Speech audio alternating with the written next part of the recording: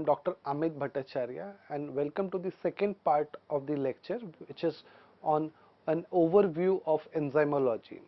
Now, in the first part, we discussed about what exactly the enzymes are and how the basics of the enzymes. So, we know that the enzymes are the specialized class of protein molecules which are responsible for catalyzing the enzyme reactions or the chemical reaction within the cell, and many a times they act as the ideal drug targets. Now, the enzymology is a subject which is a part of the biochemistry and a multidisciplinary research subject which deals about the functioning of the enzymes, the enzyme characterization, the enzyme classification, and the enzyme kinetics. Now, in this part of the lecture, we will be discussing about the enzyme characterization, the various classes of the enzyme, then the enzyme kinetics, and finally into the inhibitions of the enzyme. Now, the enzyme kinetics is being affected by multiple reasons. So, there is the effect of a temperature in the enzyme kinetics, then the pH, the substrate concentration. We know that the enzyme have got a optimum temperature, like the enzyme which is the salivary amylase, which is present in our buccal cavity. Now, this is present, or this can functions at a specific temperature or the body temperature. But as the temperature increases or the decreases, we know that the enzymes are made up of protein, so they becomes dysfunctional or they become denatured.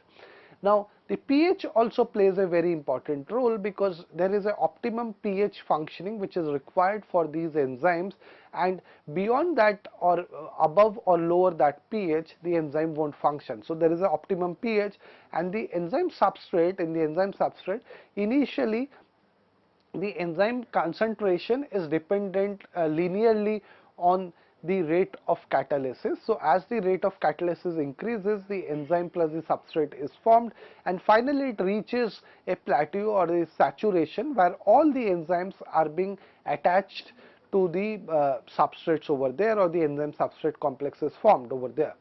Now, we come into the enzyme classification.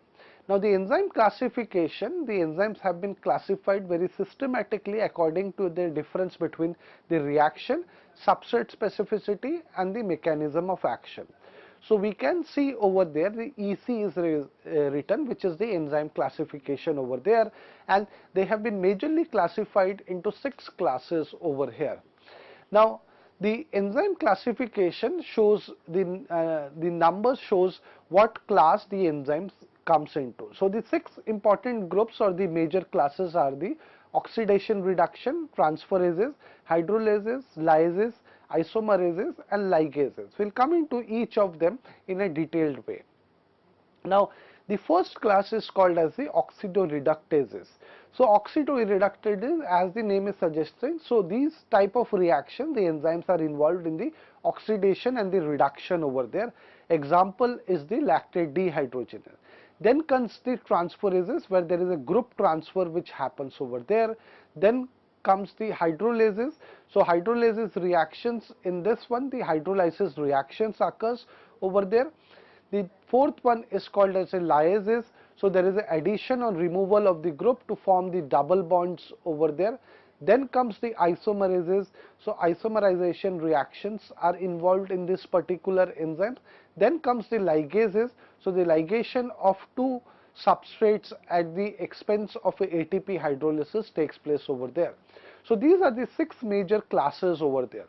So, the enzyme commission system, it gives a particular numbering to each of the enzyme. So, over here if we see, the lactate dehydrogenase is being written EC, which is the enzyme commission 1.1.1.27. So, it means that it falls under the first major class of the enzyme. Under the first, it forms the first subclass. Under then the 1 represents the subclass, and 27 represents the subclass of that particular thing. So, each of these major classes are being divided into subclass, and these subclasses are further divided into subclasses over there. Now, the first example is the oxidoreductase over there. So, there is an oxidation reduction which is happening with the help of these enzymes. The example over here shown is called as the lactate dehydrogenase. So, we see over here the lactate in the presence of NAD plus, what happens is it goes for a reduction oxidation process where it releases its proton, which are taken up by the NAD plus to form the NADH over there, and the pyruvate is formed over there. The next enzyme class is called as the transferases. So there is a group transfer which is taking place. So over here, which is transferring is called as the amino group, which is transferred between the alanine and the aspartate over there. So we can see over here the amino group is released from the alanine, which is taken up by the oxaloacetate over there, which the alanine now becomes pyruvate and the other group becomes the aspartate over there. Then comes the hydrolases, which involves the hydrolysis reaction. Then the fourth one is the lyases, where we can see that the double bond removal is taking place with the help of the water molecule. So the fumarate is getting converted to malate over there. Then comes the fifth class, major class of the enzymes, which is called as the isomerases. Now these isomerases, we can see is they are formed with the help of the various specialist enzymes. So the enzyme which is shown over here is called as the triose phosphate isomerases. Now over here, if we see the dihydroxyacetone phosphate, what it does is this gets converted to its isomer form, which is the glyceraldehyde 3-phosphate over there. So it takes place with the help of the triose phosphate isomerases enzyme over there. And finally, the enzyme classification is the ligases, where the enzyme is functioning in a way, so there is a bond formation which is taking place at the expense of a ATP molecule over there. Now we come into the enzyme description of the kinetics of the enzyme. Now in the enzyme kinetics, there is a very important kinetic mechanism or the equation which is there, which is called as the Michaelis-Menten kinetics. Now this Michaelis-Menten kinetics was given up by two scientists. His name was Michaelis and the Menten. So these two scientists, they proposed that the rate of catalysis, which is defined as the number of the moles of product formed per second, varies with the substrate concentration. And the rate of catalysis, which is the V naught, it rises linearly as the substrate concentration increases and then begins to level off as it approaches the maximum substrate concentration.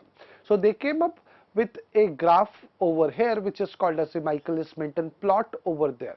So we can see over here the rate of reaction linearly increases, but after a certain time it reaches a plateau and where the rate of reaction is maximum. So the plot was plotted between the reaction velocity, which is V naught, and the substrate concentration, and they came up with a equation which is called as the Michaelis-Menten equation, which is V naught, which is the rate of catalysis, is equal to V max S divided by Km, which is the constant for Michaelis-Menten, plus S plus.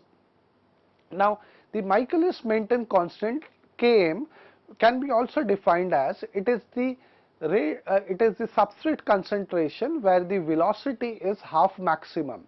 So Km is basically the substrate concentration where the velocity or the rate of catalysis is half maximum. So the Km value gives us a measure of the affinity of the enzyme for the substrate. So the higher numerical value of the Km is, the lesser this enzyme substrate complex is there. So the lower numerical value of Km, the tighter the substrate binding takes place. So this gives us a representation about the enzyme functioning over there.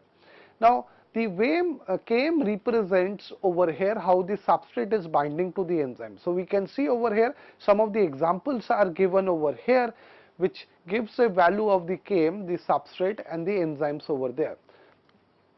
Now to better represent this particular plot, or to better represent the Vmax value, they came up with the equation which is called as the double reciprocal, or many times referred as after the scientist Lineweaver-Burk plot.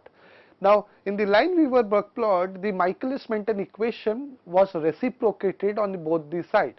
So now the equation becomes 1 by V naught is equal to Km by V max into 1 by S plus 1 by V max over there. So we can see over here the plot which is represented over here. The intercept is 1 by V max, the slope is Km by V max, because it represents a mathematical formula which is y is equal to V max plus C, where m is the slope and C is the intercept. So we can easily plot with this help of this one, and the intercept over here is minus 1 by Km. The plot is Km by V max, and this can easily give the correct value of the V max over there. So this plot is now called as the double reciprocal, because both the side was reciprocated, and it is many times referred as the Lineweaver-Burk plot over there. Now in the enzymes, another important thing comes up, which is called as the turnover number of the enzymes, which is represented as Kcat over there, or the catalytic efficiency of these enzymes. So in an enzyme, the catalysis reactions takes place, and the overall rate of product formation is basically V is equal to K2 by ES. So this Kcat value is basically can be written as V max by ET, which is the enzyme total. So the Kcat value gives us the turnover number of the enzymes, which means that how many enzymatic reaction in a unit time is taking place at one active site within this enzyme. So that gives a value of the turnover number of the enzyme. So this turnover number represents that how efficient the enzyme is and how many reaction it is taking place within that particular thing. So these are various turnover numbers over here. As we can see the carbonic anhydrase over there, so we can see in the presence of the enzyme the turnover number increases very high over there. So these turnover numbers gives a representation how the enzyme substrate is functioning over there. Now the enzyme efficiency can also be measured with the help of a particular reaction or the equation, which is called as the Kcat by Km value. So as we discussed, Kcat is the catalytic or the turnover number of the reactions divided by the Km. So this can be rewritten in the form of the kinetic constants which are given over here, K1 K2 divided by K minus 1 plus K2 over there. So each of these K represents the kinetic constants within these particular reaction. So Kcat by Km, which is the efficiency of the enzyme, can be represented or can be given along with each of the enzyme and the substrates over there. Now we come into the next part of the enzymes, which is the enzyme inhibition. So how the enzymes are inhibited in a non-covalent binding way, which are the reversible inhibition, or a covalent binding, which are the irreversible inhibitions over there. So the non-covalent binding are also known as the reversible inhibition, have been classified into three major categories. One is called as the competitive inhibition, where the inhibitor binds only to the enzyme. Then comes the uncompetitive inhibition, where the inhibitor binds only to the enzyme substrate. And third is the non-competitive inhibition, where the inhibitor binds to either the enzyme or the enzyme substrate complex over there. The next type of the enzyme inhibition is the covalent binding, where there is a strong bonding which is taking place. What it does is it denatures or distorts the enzyme, because this inhibition is an irreversible kind of inhibition. So under this comes the group specific reagents, reactive substrate analogues, and the suicide inhibitors over there. Now if we come into each of these enzyme inhibitions, first we come into the reversible inhibition over there, the competitive inhibition over there, where the inhibitor binds to the enzymes only. So it doesn't bind to the enzyme substrate complex, it competes with the substrate because of the structural similarity with the substrate, and it binds to the enzyme to inhibit the enzyme.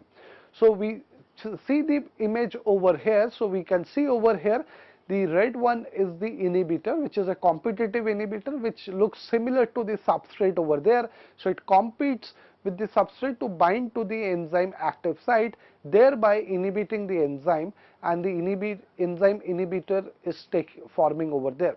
So the enzyme substrate binds to form the enzyme substrate complex, and subsequently the enzyme plus product is formed. But if the inhibitor is present, it will compete with the substrate, dislocating the substrate over there binding to the enzyme, and the enzyme inhibitor complex is formed, and the further reaction cannot take place because the enzyme inhibitor is blocking the enzyme active site over there. Now, how does the Lineweaver-Burke plot and the Michaelis-Menten equation changes over here?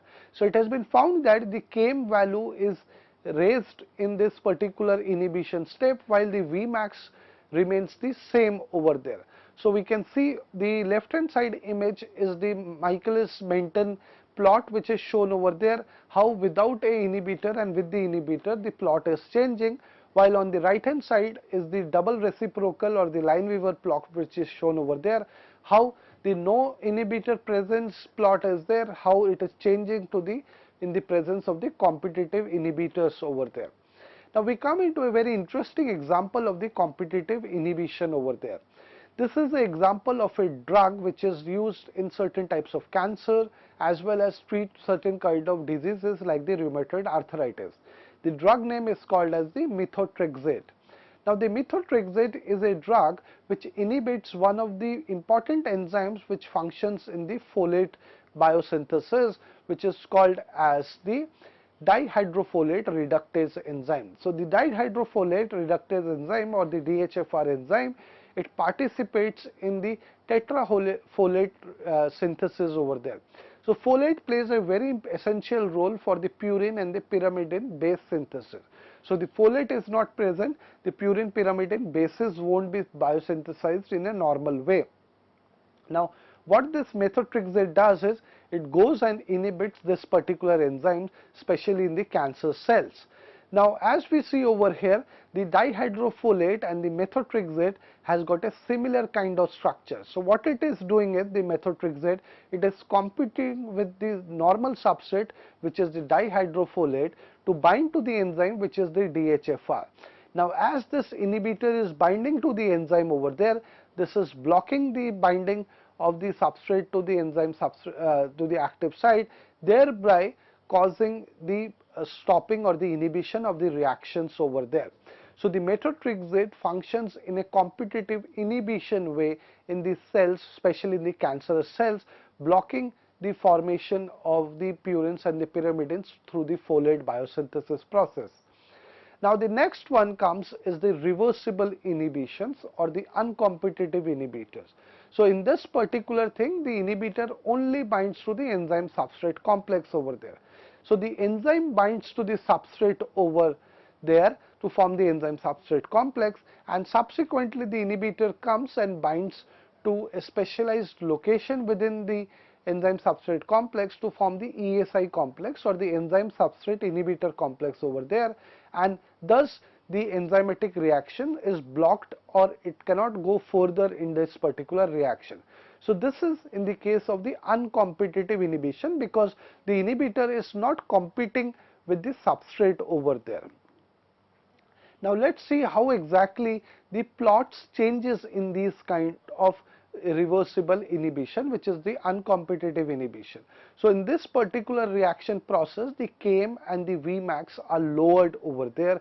So we can see the left hand side image, which is the Michaelis-Menten plot, which is there. So we can see the no inhibition is there, and with the help of the inhibition how the plot changes, while on the right hand side image it is the Lineweaver-Burke plot or the double reciprocal plot, where no inhibitor is present, and when the presence of the uncompetitive inhibitor takes place, how the plot changes. So we can see over here the Km and the Vmax value are lowered in the presence of the uncompetitive inhibitors. Now we come into the third type of the reversible inhibition, which is called as the non-competitive inhibition, where the inhibitor can bind either to the free enzyme or it can bind to the enzyme substrate complex over there. So if we see the equation over there, enzyme plus inhibitor, it forms the enzyme inhibitor complex, and the further reactions cannot take place because the inhibitor is bound over there. But if the enzyme substrate complex is formed and then also the inhibitor comes and binds, the ASI complex is formed and subsequently the process cannot take place. So we can see over here the non-competitive inhibition or the mixed type, where the inhibitor binds to the enzyme or it can bind to the enzyme substrate complex also. Now the next one is called we can see the plot of the Michaelis-Menten and the Lineweaver-Burke plot over there. So the non-competitive inhibition is shown over here. So we can see over here there is no inhibitor, while in the other case there are inhibitors which are there. So how the functioning is taking place? So in the presence of non-competitive inhibition, it has been found that the Km value remains the same while the Vmax value is lowered over there. Now if we see the Lineweaver-Burke plot or the double reciprocal plot, so there is no inhibitor present, and while in the other case there is a non-competitive inhibitor presence which is there. So we can see the Vmax value or the 1 by Vmax value is lowered over there in this particular case. Now we come into the next classes of the inhibition, which are the irreversible inhibition. So there is a covalent bonding which is taking place between the enzyme and the inhibitors over there. The first one is called as the group specific reagents which are there.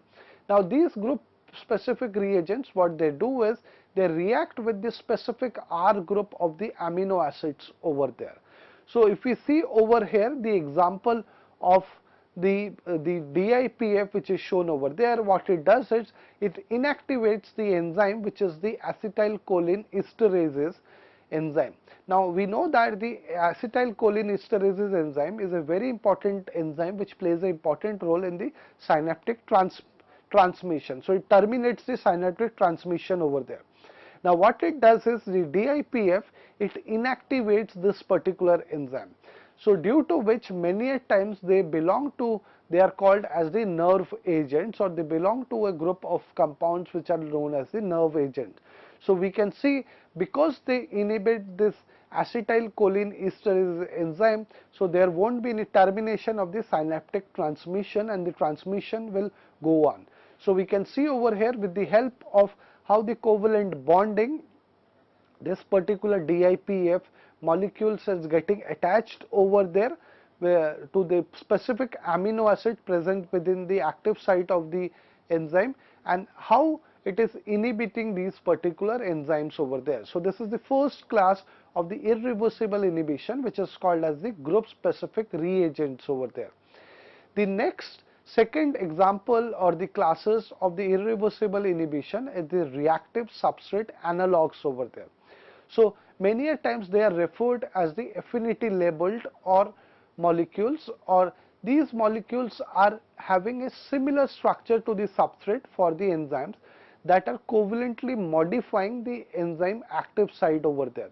So they are also having a similar structure, but what they are doing is they are covalently modifying the enzyme active sites over there. So we see over here the example of the chymotrypsin over there, how the chymotrypsin is playing a role over here.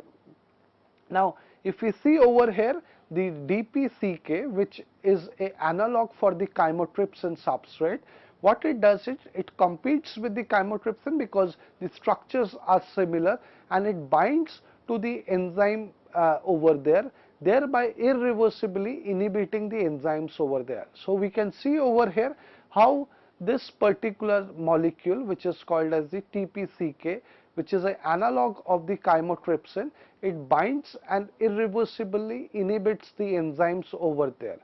Now this is an example of an irreversible inhibition, or which comes under the reactive substrate analogues over there. Now the next one are called as the irreversible inhibition. Under the irreversible inhibition comes the suicide inhibitors. Now over here a very interesting example is shown over here. Now before going into the example, let's discuss what exactly the suicide inhibitors are. So as the name is suggesting you, suicide means it is suiciding in this particular cases. So the inhibitor binds to the enzyme as a substrate, and it initially processes the normal catalysis reaction or the mechanism. But the chemical reactive intermediate which is formed in that particular catalytic reaction, what it does is it inactivates the enzyme through a covalent bonding over here. So we know that there is an enzyme which is called as the cyclooxygenase over there. Now the cyclooxygenase enzyme is a very important enzyme within our body. So what happens is they are mainly involved in the synthesis of the inflammatory signals in our body. Now these inflammatory signals are produced with the help of this particular enzyme, which is called as the cyclooxygenase over there, or many a times referred as the COX over there. Now the COX enzyme, what happens is, in the presence of a substrate which is the aspirin, so this aspirin, what it does, it binds to the COX enzyme with the help of a specific amino acid which is present within its enzyme active site, which has got a hydroxyl group which is there. So the aspirin binds, and what it does is it acetylates this particular enzyme active site molecule over there.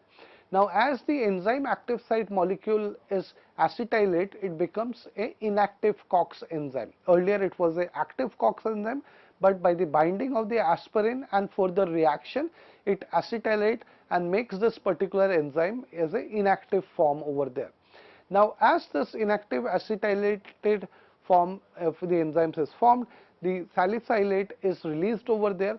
So what happens is, the aspirin acts as a covalently modifying agent or the molecule for changing the structure of the enzymes, which is the cyclooxygenase, thus reducing the synthesis of the inflammatory signals. So we can see with this particular example how suicidal inhibitors functions over here. So what we see over here, this, the aspirin binds to this particular enzyme, which is the COX enzyme or the cyclooxygenase. It acetylates to make this enzyme in an inactive form, and subsequently what happens is, the inflammatory signals which was produced by this particular COX enzyme or the cyclooxygenase, they stops working over there. So this is what is happening in this suicide inhibitors. So with this particular note, I come to the end of this part of the lecture, in which we discussed about the various classes of the enzymes over here, the 6 major classes, the enzyme kinetics, especially the Michaelis-Menten equation, how we define the enzyme kinetics, the rate of catalysis, as well as the various rate constant. Then we came into the Lineweaver-Burke plot, many a times referred as the double reciprocal plot. And finally we come into the enzyme inhibition, which is broadly divided into the reversible inhibitions as well as the irreversible inhibitions over there. And in the reversible, we discuss the various competitive, uncompetitive, non-competitive over there. And in the irreversibles, we discuss about the suicide inhibitors, the group reagents over there. So with this note, I come to the end of the lecture over here. We will come up with another biochemistry lecture in the subsequent part of the series. Thank you very much for viewing. Thank you.